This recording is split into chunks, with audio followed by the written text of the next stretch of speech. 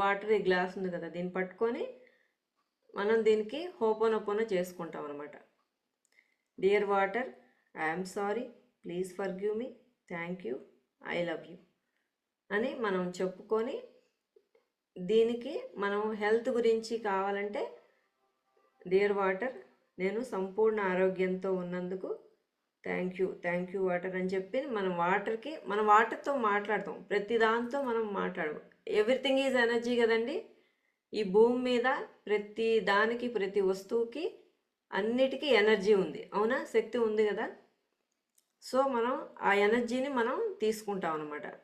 చక్కగా తీసుకొని ఇలా పాజిటివ్ ఎఫర్మేషన్స్ చెప్తూ మనం రోజు చేస్తూ ఉంటే చక్కగా ఆటోమేటిక్గా మనం అది అయిపోతాం అనమాట. మనం ఇప్పటిదాకా చాలామంది గ్లాస్ పట్టుకొని వాళ్ళతో వీళ్ళతో మాట్లాడుతూ ఉంటారు, అవునా? ఫుడ్ చేతిలో పట్టుకొని కానీ, లేకపోతే వాటర్ పట్టుకొని కానీ, ఏదైనా ఒక ఫుడ్ ఐటమ్ కానీ, జ్యూసులు కానీ, డ్రింకులు ఏదైనా ఒక పట్టుకొని అందరితో అవి ఇవి అరవటం, లేకపోతే ఏదో ఒకటి రకరకాలు మాట్లాడుతూ ఉంటారు.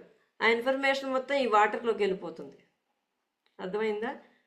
సో అందుకని మనం ఎప్పుడు వాటర్ తాగేటప్పుడు కానీ, ఫుడ్ తినేటప్పుడు కానీ మనం ఎరుకతో ఉండి మనం దానికి చక్కగా థ్యాంక్స్ చెప్పుకుంటూ, పాజిటివ్ ఇన్ఫర్మేషన్స్ చెప్పుకుంటూ మనం తీసుకొని అయిపోయిన తర్వాత అప్పుడు మాట్లాడాలి. లేకపోతే ముందు మాట్లాడేసి తర్వాత తీసుకోండి ఫుడ్ కానీ వాటర్ కానీ.